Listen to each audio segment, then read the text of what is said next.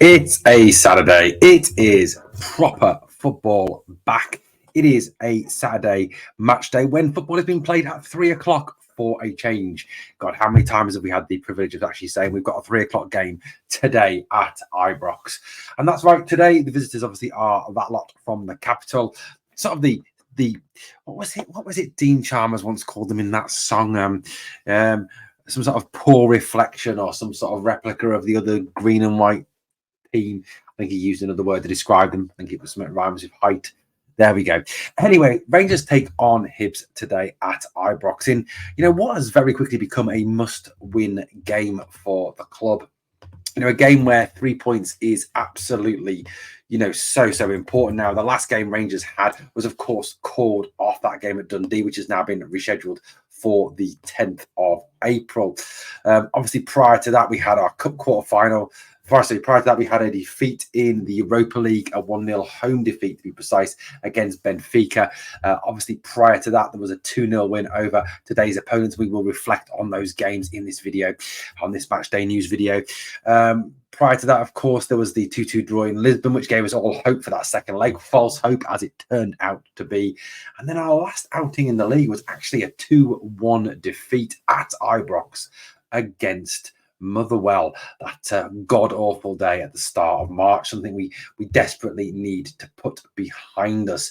We still have a game in hand, obviously, over that lot from across our city. But you know what? It is getting down to the business end of the season now. Very few games do remain, and it's still, it's very much in our hands still. Even though they sit top, and we've heard it, and I think they've kind of not realised that we still have a game in hand on them, and win that game in hand, and we go back 2 points with clearer, then we win the rest of our games for the rest of the season, and we win the league. There's nothing they can do about it. Something their little Timmy heads can't really get their brain around. If Celtic fans have brains, I don't know. Do Celtic fans have brains?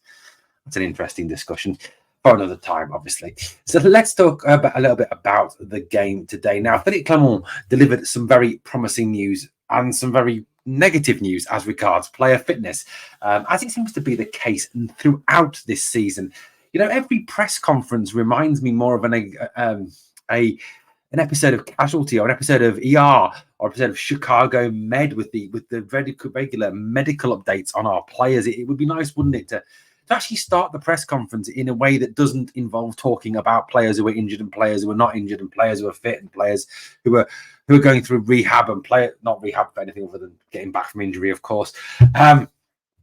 All those things. It'd be nice, wouldn't it, to start a press conference off, talk about other things. But every Rangers press conference this season seems to start with an update on emergency room 10 in what is going on. This is what Philippe Clement had to say yesterday in his presser. He said that Sterling Dowell, yes, remember him, Sima and McCausland are back in training. Ridvan, Jack, Cortez and Danilo are out. Now, couple of things we'll pick out of that in a moment. He says Ridvan is not long term. That is very encouraging, but we will see next week, obviously with an eye on the game against that lot from across our city on the 7th, hoping against hope that Ridvan is back, because we certainly don't want to see Born a bomb scare at left back against that lot. He went on to say, though, I think, which is thing that he's the way he's spoken all season. He said that the returning players are all back into contention, but not for 90 minutes. We need to make good choices around this. So let's sort of talk a little bit around that comment that Philippe Clement has made in his presser today. So, of course, great news that the ever flexible friend that is Mr. Dujon Sterling, the man that puts the credit card of whatever the variety it was, to shame. Kieran Dowell, yes, remember him? Yes, he is back again. Now, Kieran, I really do feel for Kieran, actually. He's had a fair number of injuries, and I think this is something that may go against him long term in his retention at Rangers. But when he's actually come in, he's actually done a very good job, not only playing in that 10 role, but also playing in the holding role, part of that double pivot as well. He's done very well there. Great news, of course, fantastic news that Abdallah Sima is back. Obviously, it was originally reported he wouldn't be back till early April, but I know I know it's nearly April. I know it's the 30th of March today, but it's nice to see him back. And McCausland, nice to see him back. Still concerning, obviously, that Danilo is out. There was talk, most of what we were hearing from the club was that he'd be back at sort of mid-March time. But, we're now near the end of March. Obviously, March finishes on Monday, and he's still not back. This goes against kind of what he was saying on his Instagram account and his Twitter account, where he was talking about God making things all good and everything like that. There was sort of got tongues wagging. I suppose people putting 2 and 2 together, including myself, and getting 5 or 6. Obviously, Cortez, we know, is pretty much done for the season. Ryan Jack, I've kind of drawn a line under his Rangers career now and kind of think, well, good luck, all the best for the future, Ryan, because it just seems that the guy cannot stay fit. Even when Philippe Clement is managing his minutes and managing his return, he just seems to not be able to stay fit. And I think, at the end of the day, like I said, it is time to say goodbye. Now, Philippe Clement has never been someone who has immediately thrown players back into the melting pot when they've come back from injury. They've been very much a from the bench type thing. Now, he will have a big decision to make tomorrow over these players. How is he going to use them? Which of these players is going to come back from the start, if any? Is he going to need to use any of them? Now, with our wing options severely, limited with Cortez out, I know Matondo is back. Sterling has played there, but with Ridvan out, there is kind of, I think, conversation needs to be had around, do we see 45 minutes or 50 minutes or an hour even from Sima? And then we see perhaps McCausland or vice versa. What is it that we're going to see from them? Rabbi Matondo obviously is fit and available, so that's decent news. Although I know a lot of you don't like Rabbi and don't rate Rabbi, and that's fine. But overall, it is going to be a huge decision. And, as Philippe Clement said in his presser yesterday, he talked about the fact that we need to kind of not lower, but sort of temper our expectations when it comes to Abdallah Sima. Abdallah was fantastic, was phenomenal, wasn't he, before he got injured at the Africa Cup of Nations, bloody international football. Ridvan injured now as well. And, we've got kind of we're not going to, and I've seen a lot of tweets or X's on X yesterday evening. I was reading through them, and there was a lot of people, Sima's back. Same again, Sima. Sima's back. Here come the goals. Sima's back. Stick him up front in place of Dessers. I think we've got to temper our expectations. You're not going to see the same Abdallah Sima that you saw pre-injury. You're not going to see that guy who smashes it in from all angles, who leaves defenders in his wake. It's going to take him time to get match fit, and we've got to give him that time to get back. And I think it is highly unrealistic to kind of just expect him to come in, hit the ground running, and be the same Abdallah that he was pre-injury. I don't know. I could sit here and I could try all I want to kind of second guess Philippe Clement as to his team selections, but he's really hard to second guess. We will obviously have a morning live podcast tomorrow morning, but this morning. I do apologize, guys. I recorded this video last night. So yeah, this morning, 10:05, come and join me for that match day morning live. So come and join me for that. Get your thoughts, comments, and suggestions in. But yeah, look, I'll talk more about the team that I expect to see on that podcast tomorrow morning. If we look at the league going into tomorrow's game, yes, we sit second, but we have that game in hand over them. And, we win that game in hand, we go back to 73 points, which is 2 points clear of them. So I think they need to kind of shut their faces and kind of, just wind their necks in a little bit, in terms of what they're saying at the moment about, oh, we're top of the league, you're second, normal service has been resumed. Well, yeah, you played a game more, so that's naturally going to happen, guys.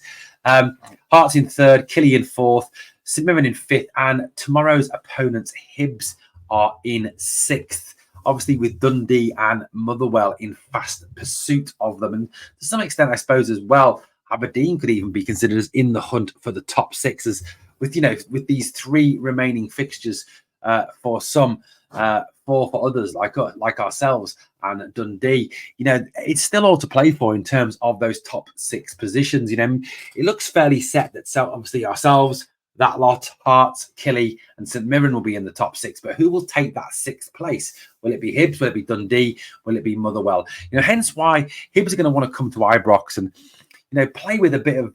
I think they'll actually come and try and play a bit because, they number one, they'll want revenge for the cup game. Number two, they'll be bang up for it. Number three, they're going to want to keep their sixth place in the league to get into the top half in the split. That's what they're going to want to do, and I think they will come out and play. I don't think Nick Montgomery's teams particularly set themselves up to low block, to defend, to cause problems. For me, that's not a Nick Montgomery team, and I do think that will play a part, in today's game. I really genuinely do. Philippe Clement had his say, didn't he, about Hibs in his presser today, and he talked, about them, and I think he's pretty spot on with what he has to say as regards Hibs. And like I said, the last time we met, obviously the games, there was a slight ill feeling with those two sendings off, look, Philippe Clement is right. Of course, he's right with what he says. He talks about the fact that Hibs are a good footballing team who create a lot of chances. They'll be really hungry to beat us. We need to see a really good Rangers team and feel a lot of support from the fans. And he's right. They will come and they will try and play us. They will try and create chances. Okay, they haven't won at Ibrox since 2018, but that's where we're at. In terms of this season against them, let's have a little look through. So, first up, obviously, was the game that was the first game for Philippe Clement in charge, a 4-0 victory over Hibs on the 21st of October, with 2 goals from that man Abdallah Sima. Just one, please, today. Abdallah will be lovely. Nicholas Raskin even scoring. I think he's kind of the forgotten man, and what we're going to see from him. Is he going to ever recapture the form that we saw at the end of last season? He's certainly someone who does need to really pull it out, and Cyril Dessers with his kind of obligatory 4th goal in that game. The next time up against them was at Easter Road, a 3-0 win. That Ridvan Yilmaz sublime finish from that beautiful pass from John Lundstrom. The Todd Cantwell rifle, then he goes off at half-time with an injury, and then Cyril Dessers scores that unbelievable goal, which is just Cyril Dessers all over, scores an unbelievable one. Then I think a few moments later, he misses an absolute sitter. Classic Cyril. And then a 2-0 victory in the Cup. John Lundstrom putting us ahead from that saved Tav penalty. 2 sendings off later of Abita and Mariah Welsh, and Fabio Silva makes it 2. Certainly I think Fabio should be given an opportunity to play tomorrow. I thought he was excellent for Portugal under 21s.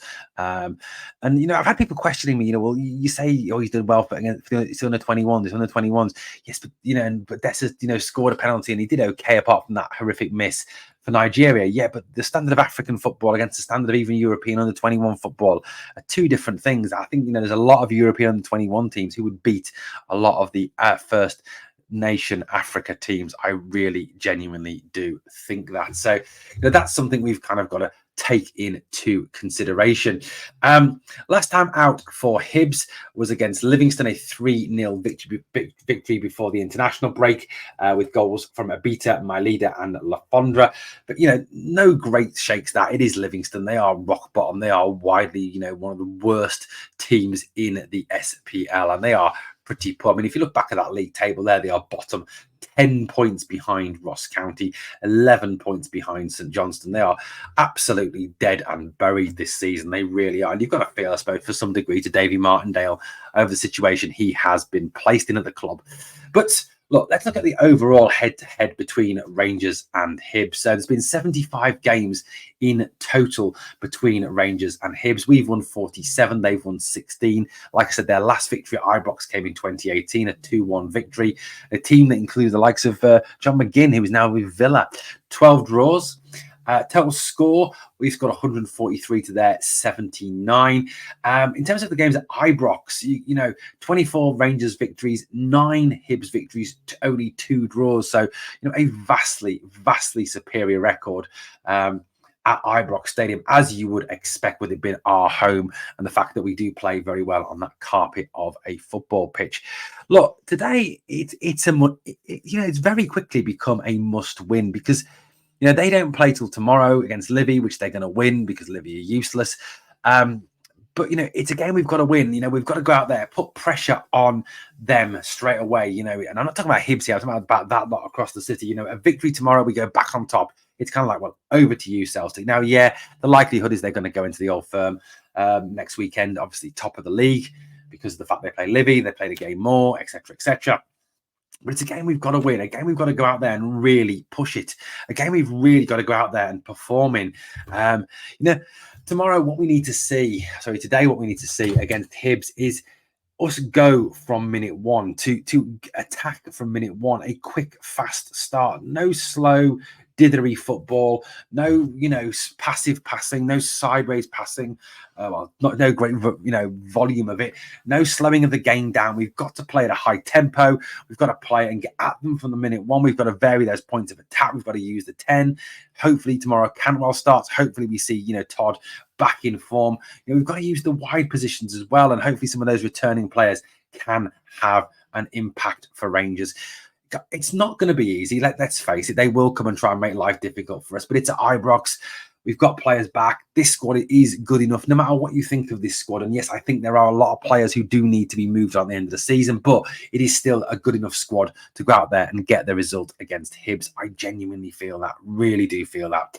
Well, we'll be back at 10:05 for a live, guys, so please come and join us for that.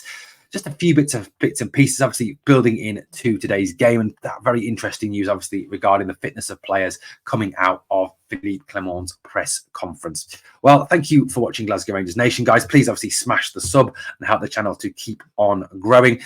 As always, on the way out, there's two things I ask of you. Number one is to smash the like, and number two is to remember always, we are the people.